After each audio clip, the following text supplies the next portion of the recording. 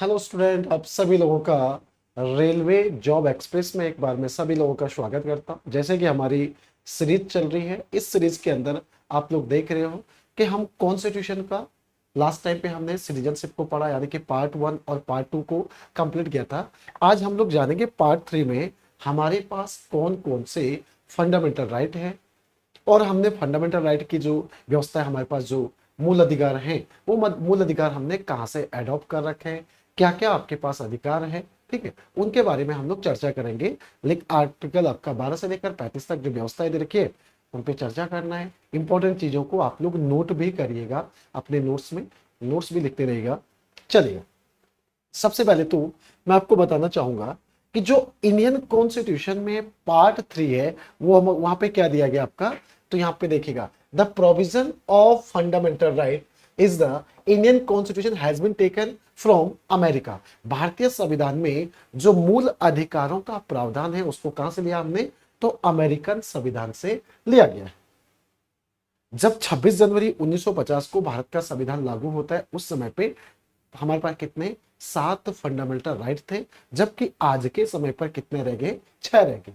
क्यों? क्योंकि संपत्ति का जो अधिकार है, राइट टू प्रॉपर्टी का, अब इसको हटाकर कहां पे रख दिया गया, इसको लीगल राइट बनाया गया 300 ए, 300 ए के अंदर। वो एक आपका विधिक अधिकार है, कानूनी अधिकार है, राइट टू प्रॉपर्टी, ठीक है, संपत्ति के अधिकार को। अब हमारे पास कितने रह गए, 6 अधिकार रह गए। 6 अधिकारों में सबसे पहले समानता का अधिकार, यानी कि राइट टू इक्वलिटी। दूसरा राइट टू फ्रीडम, भाई स्वतंत्रता का अधिकार। फिर शोषण के विरुद्ध अधिकार। फिर धार्मिक स्वतंत्रता का अधिकार। शिक्षा, शिक्षण संस्थानों संबंधी अधिकार हो गया आपका, ठीक है ना। संस्कृति संबंधी जो अधिकार आते हैं तो वो देखेंगे हम लोग। और उसके बाद लास्ट में कौन आता है आपका, छठा, तो संवैधानिक उपचारों का अधिकार। क्या क्या चीजें इसमें महत्वपूर्ण है, उस पर बात करेंगे, ठीक है। देखिएगा, 44वें संविधान संशोधन 1978 के द्वारा, 1978 के द्वारा संपत्ति के अधिकार को मूल अधिकार से हटाकर अनुच्छेद 300 ए के ए में रखा गया, जो कि आज के समय पर क्या है, एक विधिक अधिकार है, ठीक है। भारतीय नागरिकों के पास जो मूल अधिकार है ना, उन मूल अधिकारों के संबंध में सर्वोच्च न्यायालय और उच्च न्यायालय की शरण में आप जा सकते हैं। तो ये अधिकार है क्या, यानी कि जिसपे सर्वोच्च न्यायालय जैसे आर्टिकल 32 के तहत आपके रिट जारी कर सकते हैं, जबकि आर्टिकल 226 के तहत आपका कौन, हाई कोर्ट रिट जारी कर सकता है। आए समझ में? चल, अब देखते हैं हम लोग वर्तमान समय पे मूल अधिकार कौन कौन से हैं और कितने हैं आपके पास। पहला जो मूल अधिकार है वह है आपका समानता का अधिकार, जिसे क्या कहते हैं आपके, यानी कि राइट टू इक्वालिटी, जो आज के समय पे हमारे पास अधिकार है, राइट टू इक्वालिटी। दूसरा मैंने क्या कहा आपका, फ्रीडम। दूसरा क्या दिया गया, राइट टू फ्रीडम, जो कि कौन से आर्टिकल में है वो भी देखेंगे। फिर शोषण के विरुद्ध अधिकार, राइट टू एक्सप्लोटेशन।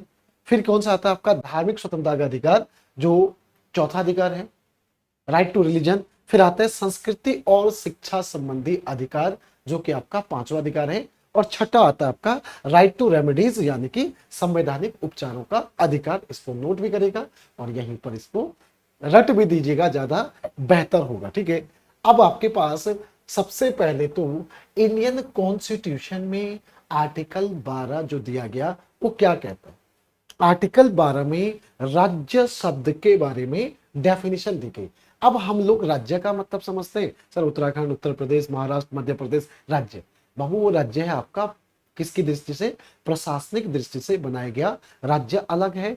और कॉन्स्टिट्यूशनल, जो हमारे कॉन्स्टिट्यूशन में पार्ट 3 और पार्ट 4 में राज्य सुनिश्चित करेगा, यानी जो राज्य शब्द है वो अलग है, उसी राज्य की डेफिनेशन, यानी पार्ट 3 और पार्ट 4 में जो राज्य शब्द का प्रयोग हुआ है, उसकी असली डेफिनेशन आपको यहाँ पे देखने को मिलेगी। देखिएगा, डेफिनेशन ऑफ स्टेट, राज्य शब्द की परिभाषा। ये अधिकार, ये अधिकार व्यक्तियों और नागरिकों, व्यक्तियों और वचन नागरिकों, राज्य के व्यक्तियों और नागरिकों के लिए आना था यहाँ पे, व्यक्तियों और नागरिकों के लिए राज्य के मनमाने व्यवहार के विरुद्ध संरक्षण का अधिकार प्रदान करता है। राज्य के मनमाने व्यवहार का के विरुद्ध क्या करता है, आपका संरक्षण प्राप्त करता या संरक्षण प्रदान करता है।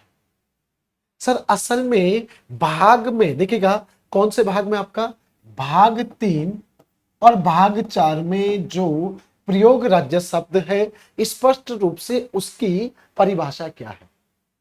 तो उसकी परिभाषा आपको तो इस प्रकार से दे रखी है, ठीक है ना। तो देखिएगा, भारत सरकार, राज्य यानी कि जो आपके भाग 3 और भाग 4 में जो राज्य शब्द है वो आपका भारत सरकार और भारत की संसद, और संसद इसके अधीन जितने भी यूनियन के अधीन, केंद्र के अधीन क्या आते हैं, आपके एग्जीक्यूटिव पावर यानी कि कार्यपालिका, और जो संघीय विधायिका है, यानी यूनियन क्या है, आपका लेजिस्लेचर है, वो इस राज्य के अधीन आएगा। कौन आएगा, भारत सरकार, और जो कार्यपालिका है यानी एग्जीक्यूटिव पावर, और उसके तहत जो यूनियन क्या है, आपका लेजिस्लेचर, वो इस राज्य के अधीन आता है। जैसे कि कार्यपालिका का काम है एग्जीक्यूट करना, और लेजिस्लेचर का काम क्या है, कानून बनाना, ये आप जानते हैं ना, ठीक है। उसके अलावा देखिएगा, वही दूसरी तरह से मैं अगर बात करूं, पहला पॉइंट ये हो गया, सभी राज्यों की सरकारें और उस राज्य के अंदर जो भी आपकी कार्यपालिका है, समझो, राज्य की विधानमंडल और इसके अंदर राज्य की कार्यपालिका और विधायिका शामिल है। किसमें, राज्य शब्द के अंदर, ठीक है। आगे देखिएगा, भारत के राज्य क्षेत्र के भीतर भारत सरकार के अधीन आने वाली सभी प्राधिकारी, अधीन आने वाले सभी क्या होंगे, आपके अधिकारी हो गया, स्थानीय अधिकारी हो गए आपके, और जो निगम है, जो बोर्ड है, जो प्राधिकरण है, उसको क्या करेंगे, ये हुआ असल में राज्य। यानी कि ये आपका क्या है, राज्य शब्द की असल डेफिनेशन है भाग 3 और 4 में। और जो आप कह रहे उत्तराखंड उत्तर प्रदेश जो राज्य है, वो तो प्रशासनिक दृष्टि से शासन करने के लिए बनाया गया, और यहां जो राज्य है उसमें सारा का सारा आपका कार्यपालिका है और सारी की सारी आपकी विधायिका है। कार्यपालिका के अंदर आपके जितने भी एग्जीक्यूटिव पावर के अंदर, चाहे आपकी कोई संस्था है, चाहे कोई अधिकारी है, उसकी बात कर रहे हैं हम लोग।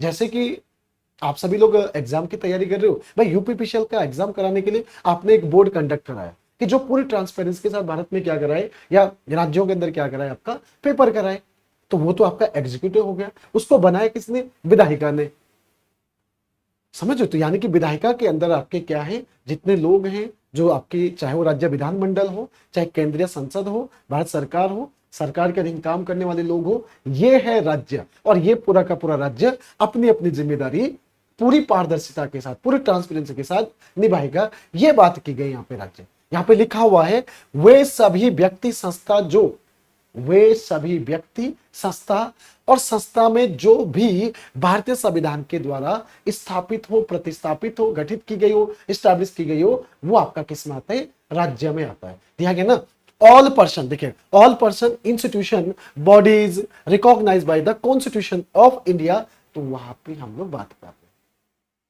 भाग 2, 3 और भाग 4 में प्रयुक्त राज्य शब्द का अर्थ है प्रशासनिक दृष्टि से बनाए राज्य क्षेत्र से अलग होता है।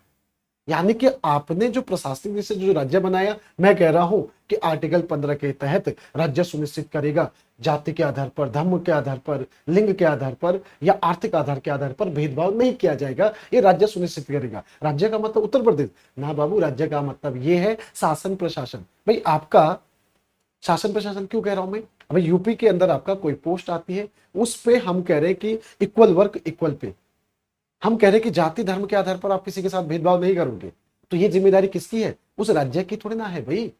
वो वहां पर राज्य का मतलब किसकी है, जो उसके अधीन काम कर रहे हैं, चाहे वो चयन प्रक्रिया हो, चाहे वो विधायिका के द्वारा बनाया गया कानून हो, उसके तहत की हम लोग बात कर रहे हैं। आ रहा समझ में आपका, राज्य का मतलब यहाँ पे केंद्र में आपका केंद्रीय प्रशासन है, राज्य में आपका राज्य विधायिका और राज्य कार्यपालिका है। असल में इसके राज्य का शब्द का असली मीनिंग ये है, जो आप समझते हैं वो नहीं है, जो आप आज तक समझते थे वो नहीं बच्चे, ठीक है। इंडियन कॉन्स्टिट्यूशन का आर्टिकल 12 तो राज्य की डेफिनेशन है, यानी कि राज्य के संबंध में सही परिभाषा जो दी गई है वो आर्टिकल 12 में आपकी दी गई है। गोलकनाथ बनाम पंजाब राज्य, यानी कि पंजाब राज्य के अंदर देखिएगा, पंजाब राज्य को कटघरे में खड़ा किया गया। कहा गया उच्चतम न्यायालय हाईकोर्ट ने न्यायालय ने निर्णय दिया कि अनुच्छेद 13 में संशोधन द्वारा विधि शब्द को क्या किया गया, आपका शामिल किया गया। इंडियन कॉन्स्टिट्यूशन के आर्टिकल 13 में विधि शब्द जोड़ा गया। जो विधि शब्द पहले नहीं था, हम कहते हैं विधि के अनुसार ये सही है, विधि के अनुसार वो जो काम कर रहा है वो सही है, तो ये विधि शब्द कब जोड़ा गया आपका, तो ये गोलकनाथ बनाम पंजाब राज्य के बीच में जो विवाद हुआ था, उस विवाद में, उस मामले में जोड़ा गया था। इस संशोधन के द्वारा कहा गया कि संसद संविधान संशोधन के द्वारा भी किसी के मूल अधिकार को छीन नहीं सकता है और ना ही कम कर सकता है। इसमें क्या कहा गया, विधि जैसे शब्द का प्रयोग किया गया और इस तरह का संशोधन किया गया। केशवानंद भारती बनाम केरल राज्य, इसमें क्या कहा गया, उच्च न्यायालय ने संविधान के मूल ढांचे के सिद्धांत को प्रतिस्थापित किया और प्रस्तावना भी क्या है, आपकी मूल ढांचे का हिस्सा है। तो ये पूछा जाता आपका केशवानंद भारती बनाम केरल राज्य, जहां पे उच्चतम न्यायालय ने देखिए उच्च मतलब हाईकोर्ट, उच्चतम का मतलब आपका सुप्रीम कोर्ट, ठीक है ना, सुप्रीम कोर्ट की यहाँ पे बात की जा रही है। देखिएगा Kesavananda Bharati which state of Kerala the supreme court, यहाँ पे क्या दिया गया बच्चा आपका, कि यानी कि आपने मूल ढांचे के सिद्धांत को यहां प्रतिस्थापित किया। किसके तहत किया गया, तो ये केशवानंद भारती बनाम केरल राज्य इस संबंध में। ठीक, आगे देखिए इक्वालिटी, यानी कि पहला हमारे पास अधिकार आता है राइट टू इक्वालिटी का। सर राइट टू इक्वालिटी क्या है, जिसे हम कहते हैं समता या समानता का अधिकार, राइट टू इक्वालिटी जो दिया गया। अब इस राइट टू इक्वालिटी को कहां से कहां तक रखा गया, आर्टिकल 14 से लेकर 18 तक, आर्टिकल 14 से लेकर 18 तक आपका राइट टू इक्वालिटी है, समानता का अधिकार है। और इसमें देखिए आर्टिकल 14 क्या कहता है, कानून के समक्ष समानता की बात की गई, इक्वालिटी बिफोर लॉ, कानून के समक्ष समानता, यानी क्या कहता, असल में मीनिंग क्या है इसकी, कानून के समक्ष सभी व्यक्ति एक समान है। आप जो भी देखे आपके लेजिस्लेचर ने कानून पारित किया है, उसी कानून के तहत आपको किसी को नागरिकता देना है तो नागरिकता दे रहे भाई आप। हाँ, हम किसी के लिए अलग अलग व्यवस्था तो नहीं कर रहे, यानी सबके लिए एक समान व्यवस्था है। आपने कानून के तहत एक बोर्ड बनाया, वो बोर्ड आपका चयन प्रक्रिया अगर कर रहे तो पूरी पारदर्शिता के साथ सबके लिए एक समान व्यवस्था कर रहे, जो कि कानून बनाया गया, जो कि नियम बनाए गए, उसी नियम के तहत वो क्या कर रहे हैं, चयन कर रहे हैं और लोगों को आपका नौकरी दे रहा, ठीक है ना। तो ये क्या है आपका इक्वालिटी बिफोर लॉ, कानून के समक्ष सभी व्यक्ति एक समान है, ऐसा इसमें कहा गया है, समझ में। उसके बाद देखिएगा राज्य सभी नागरिकों के लिए एक समान विधि या कानून बनाएगा और समान तरह से लागू करेगा, ये बात कही गई आपकी। देखिएगा नोट करके लिखेंगे, ये व्यवस्था भारतीय संविधान में ब्रिटेन से, यानी विधि के समक्ष समानता, इक्वालिटी बिफोर लॉ की जो व्यवस्था, मैंने कल के क्लास में पूछा भी था, होमवर्क दिया था आपसे, लेकिन आप लोगों में से किसी ने कमेंट्स बॉक्स में लिख के भेजा ही नहीं, ठीक है। विधि के समक्ष जो समानता की बात की गई वो आपका कहां पर की गई है, तो वो आर्टिकल 14 के अंदर की गई। और ये व्यवस्था हमने कहां से ली है, तो वो ले रखी हमने ब्रिटेन से। अगला क्या है आपका आर्टिकल 15। आर्टिकल 15 क्या कहता है, जाति, धर्म, यानी कि कास्ट, रिलीजन, जेंडर और बर्थ प्लेस के आधार पर भेदभाव नहीं करेगा। कौन नहीं करेगा, राज्य। राज्य का मतलब आपका शासन प्रशासन। अब मैं कह रहा हूं कि देखिएगा मेडिकल कॉलेज में पूरे भारत में 100 सीटें हैं भाई, 100 सीटें हैं, तो जो कानून बनाया गया, जो नियम बनाए गए, उसी नियम के तहत ही हम क्या करेंगे, उसमें वो 100 सीटों को भरेंगे। ऐसा नहीं कि हमने उसमें क्या कर दिया आपका, भाई जो व्यवस्था बनाई गई थी उस व्यवस्था के तहत। और ये किसका काम होगा, जिम्मेदारी, कि पूरी ट्रांसपेरेंसी के तहत जो कानून है, जो नियम है, उसी नियम के तहत क्या करे, लोगों को चयनित करे या उन सीटों को भरे, ठीक है। ये ट्रांसपेरेंसी किसको बनानी होगी, राज्य। राज्य का मतलब यहाँ पे स्टेट नहीं है भाई, पूरी की पूरी व्यवस्था है जो आर्टिकल 12 में हमने कहा था, ठीक है। तो ये, और इसमें आपने अमेंडमेंट किया 124वां जो 103वां एक्ट बना, और ईडब्ल्यूएस यानी इकोनॉमिक आधार पर भी होगा। इसमें एक शब्द और जोड़ दीजिएगा, आर्थिक आधार पर भी आप किसी के साथ भेदभाव नहीं कर सकते। ठीक है ना, आर्थिक आधार पर भी आप किसी के साथ क्या नहीं कर सकते हो, भेदभाव नहीं कर सकते हो, ऐसी बात यहां पे की गई है। इंडियन कॉन्स्टिट्यूशन का आर्टिकल जो 15 का 4 क्या कहता है, पिछड़े वर्गों यानी कि आपका अनुसूचित जातियों और अनुसूचित जनजातियों के लिए विशेष उपबंध दिया गया। 15(4) के अंदर क्या दिया गया भाई, आपका schedule caste, other backward class और आपका क्या है शेड्यूल ट्राइब्स के लिए स्पेशल प्रोविजन दिया गया।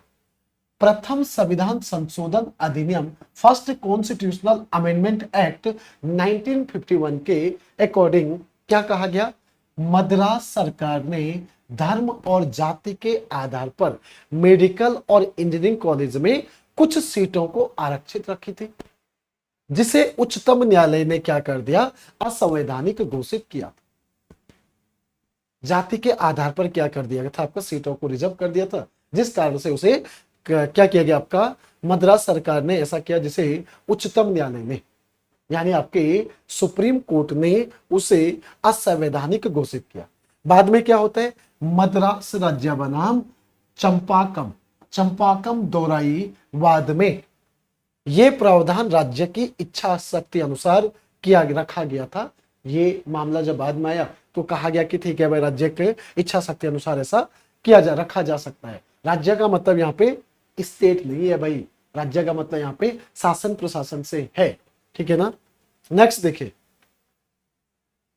इंडियन कॉन्स्टिट्यूशन में आर्टिकल 16 कहता है कि लोक नियोजन के विषय पर समानता। सर ये लोक नियोजन क्या होता है, देखिएगा, equality in the matter of public employment. समझो यहां पे क्या दिया, मैटर ऑफ पब्लिक एम्प्लॉयमेंट अर्थ का मतलब क्या होगा, भारत के सभी नागरिकों को लोक नियोजन यानी कि पब्लिक वेलफेयर या पब्लिक एम्प्लॉयमेंट के विषय पर अवसर की समानता या गारंटी प्रदान करता है। भाग 16 में आर्टिकल 16 भाग 3 के अंदर ये आर्टिकल क्या कहता है, ये कहता है आपका कि लोक नियोजन के विषय पर समानता की बात करता है। ठीक है, यहां देखेगा अपवाद क्या है, अब अपवाद इसमें 16 का 4 है। 16(4) क्या कहता है, समानता के संबंध में महत्वपूर्ण अपवाद है। समानता के उसमें महत्वपूर्ण अपवाद क्यों है, इसमें यानी इसके अनुसार क्या कहा गया कि जो पिछड़ा वर्ग है यानी आपका जो ओबीसी है, जो आपका आर्थिक आधार पर कमजोर वर्ग है, एससी एसटी और ओबीसी अन्य को आरक्षण का प्रावधान दिया गया, इसलिए ये 16(4) अपवाद माना जाता है कि एक विद्यार्थी जो 90 नंबर लेके घर बैठ जाता है और एक जो आपका 85 नंबर लेके 70 नंबर लेके सिलेक्ट हो जाता है, तो ये अपवाद है। एक तरफ मैं कह रहा हूं कि सबको क्या होगा, बराबर मौका दिया जाएगा, और दूसरी तरफ मैं क्या कह रहा हूं, रिजर्वेशन दिया जाएगा। तो ये थोड़ा सा विरोधाभास है, इसको समझिएगा। ठीक है, आगे क्या है आपके इंडियन कॉन्स्टिट्यूशन का आर्टिकल 17 कहता है अस्पृश्यता का अंत। भारत के अंदर किसी भी तरह से छुआछूत को बढ़ावा नहीं दिया जाएगा। जैसे कि आपने कहा कि यहाँ पे एक कुआं है, उस कुएं का पानी सिर्फ कौन, जो सवर्ण लोग हैं वही लेंगे, बाकी और कोई दूसरी जाति का या धर्म का व्यक्ति नहीं जा सकता है। तो इसका मतलब आप क्या कर रहे हो, डायरेक्टली इनडायरेक्टली छुआछूत को समझो। एबॉलिशन ऑफ अनटचेबिलिटी आर्टिकल क्या कहता है, एंड ऑफ या एबॉलिशन आपका अनटचेबिलिटी, छुआछूत को आप किसी भी आधार पर क्या नहीं कर सकते हो, बढ़ावा नहीं दे सकते हैं। इसके लिए 1955 में सिविल संरक्षण अधिनियम को पारित किया गया था। ठीक है ना, चलिए उसके बाद देखिएगा इंडियन कॉन्स्टिट्यूशन का आर्टिकल 17 क्या कहता है। आर्टिकल 17 कहता है अस्पृश्यता का अंत।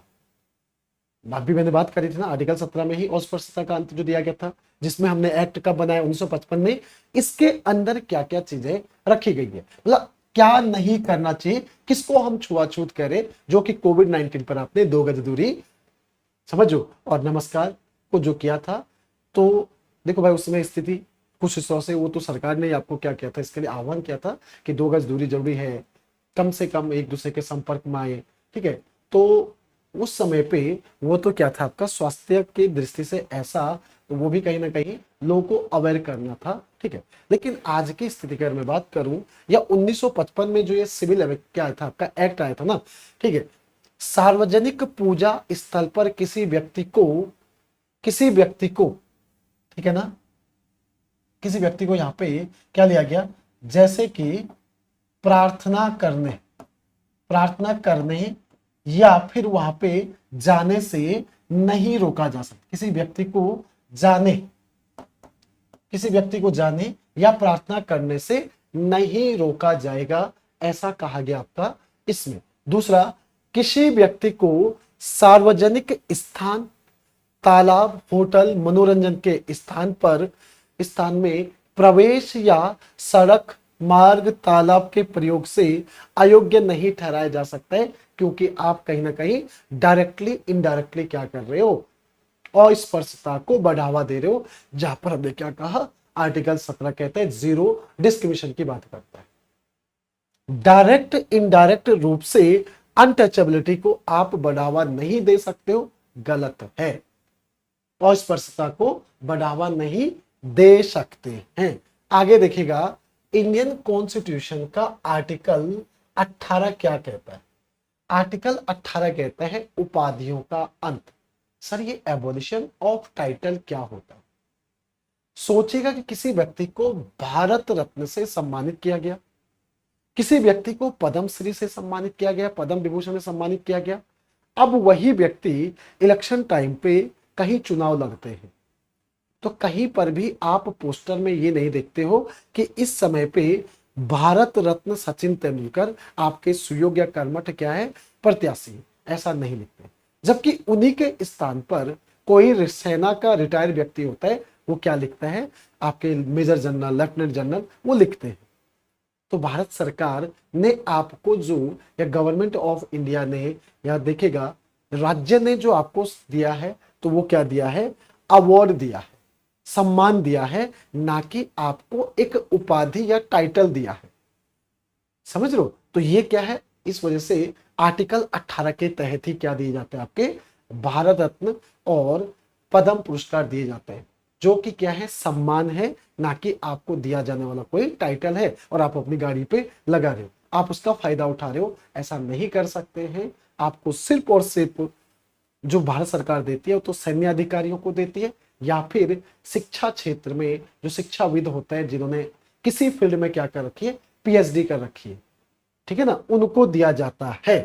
देखेगा, भारत के किसी नागरिक को किसी विदेशी राज्य से कोई उपाधि ग्रहण करने का प्रतिषेध करता है। आर्टिकल 18 का जो 2 है वो क्या कहता है कि आप किसी विदेशी राज्य से उपाधि नहीं ले सकते हो। किन कंडीशन में ले सकते हो, पहले देखिएगा। कोई व्यक्ति जो भारत का नागरिक नहीं है, लेकिन भारतीय राज्य के अधीन क्या कर रहा है आपका, भाई किसी लाभ के पद पे, कोई विदेशी, कोई सचिव है भाई आपका, कोई विदेशी राजदूत भारत में है, भारत के अंदर किसी कंपनी के अंदर काम कर रहा है कोई विदेशी व्यक्ति, ठीक है, तो याद रखिएगा, वो लाभ के पद पे या विश्वास का पद धारण करता हो तो आर्टिकल 3 के तहत उसे क्या दिया गया, परंतु राज्य के अधीन लाभ के पद पे हो तो याद रखिएगा, राष्ट्रपति की अनुमति के बिना किसी भी उपाधि को स्वीकार नहीं कर सकता, किसी भी देश से कोई गिफ्ट स्वीकार नहीं कर सकता। ये सभी के लिए आपका, चाहे वो भारतीय नागरिक हो और जो विदेशी भारत में काम कर रहे हैं उसके लिए भी है कि आप जाके दुश्मन देश से क्या ले लिया, आपने उपाधि ले ली। उस अगर ऐसा कुछ भी है तो आपको पहले क्या करना पड़ेगा, भारत के राष्ट्रपति को सूचित करना पड़ेगा। अगर भारत सरकार कहती है ठीक है भाई ले लीजिएगा, तब तो कोई समस्या नहीं। लेकिन आप किसी दूसरे देश से कोई गिफ्ट हासिल करते हो, कोई पद हासिल करते हो, कोई अवार्ड हासिल करते हो, उसके लिए पहले भारतीय राष्ट्रपति को इसकी सूचना आपको देनी होगी, तब जाके आप ग्रहण कर सकते हैं। नेक्स्ट देखिएगा, इंडियन कॉन्स्टिट्यूशन का आर्टिकल 18 का 4 कहता है कोई व्यक्ति वह लाभ के पद पर हो, चाहे भारतीय नागरिक हो या विदेशी नागरिक हो, किसी भी अन्य देश से भेंट यानी कि गिफ्ट, कोई टाइटल राष्ट्रपति की अनुमति के बिना स्वीकार नहीं करेगा। मैंने कहा था ना अभी आपको कि वो किस देखो, जैसे विराट कोहली आपका वर्ल्ड कप खेलने गए थे और उनको किसी ने क्या दे दिया आपका भाई, वहां पे गिफ्ट दे दिया, कार दे दी या कुछ भी दे दिया, तो नहीं कर सकते। या भारतीय टीम के साथ कोई विदेशी कोच जुड़ा हुआ है और उन्होंने क्या कर दिया, वो लाभ के पद पे है ना, और उन्होंने क्या कर दिया आपका, वहां पे दूसरी कंट्री ने या जिस कंट्री में गया उस कंट्री ने उन्हें सर्वोच्च सम्मान दे दिया, दे सकते, ग्रहण कर सकते, लेकिन पहले इसके लिए भारत के राष्ट्रपति से अनुमति लेनी होगी। सीधा सीधा आपको एग्जीक्यूटिव पावर का जो सुप्रीम लीडर होता है वो कौन होता है, राष्ट्रपति, उनसे क्या करनी होगी, अनुमति लेनी होगी। ठीक है। बालाजी राघवन बनाम भारत सरकार को चैलेंज किया गया, वाद में कहा गया कि भारत रत्न, पद्म विभूषण, पद्म भूषण, पद्मश्री जैसे नागरिक सम्मान को न्यायालय में चुनौती दी गई। कहा गया कि एक सरकार जिसने 5 साल काम किए और एक व्यक्ति जिसको भारत सरकार ने क्या दिया था, अवार्ड दिया था, वो चुनाव में दोनों लड़े और जिसको भारत रत्न मिला है, पद्म विभूषण मिला, उसने इसका फायदा उठा के क्या कर दिया, अपना चुनाव जीत लिया। तो इसको चैलेंज किया गया, क्या वो ऐसा कर सकता है? तो ये चैलेंज में क्या होगा कि नहीं, भारत सरकार ने कहा कि ऐसा नहीं कर सकते, क्योंकि हम सिर्फ सेना और शिक्षाविद लोगों को ही उपाधि देते हैं, टाइटल देते हैं, बाकी तो हमने अवार्ड दिया था और उस अवार्ड का प्रयोग वो अपने फायदे के लिए नहीं कर सकता है। सिंपल सी बात है आपका। ठीक है, तो ये बात की गई थी इस मामले में। चलेगा, अब आपके पास क्या है, स्वतंत्रताएं, और स्वतंत्रताएं आपके पास अलग अलग है। ठीक है ना, बहुत सारी आपके पास क्या है, स्वतंत्रताएं हैं, और जो अलग अलग स्वतंत्रताएं हैं जिसको पढ़ेंगे बच्चा हम लोग अगले सेशन में। आज के सेशन को मैं यहीं पे समाप्त करता हूं, मिलते हैं हम लोग इसी के पार्ट 2 में। तब तक के लिए धन्यवाद। जय हिंद, जय भारत।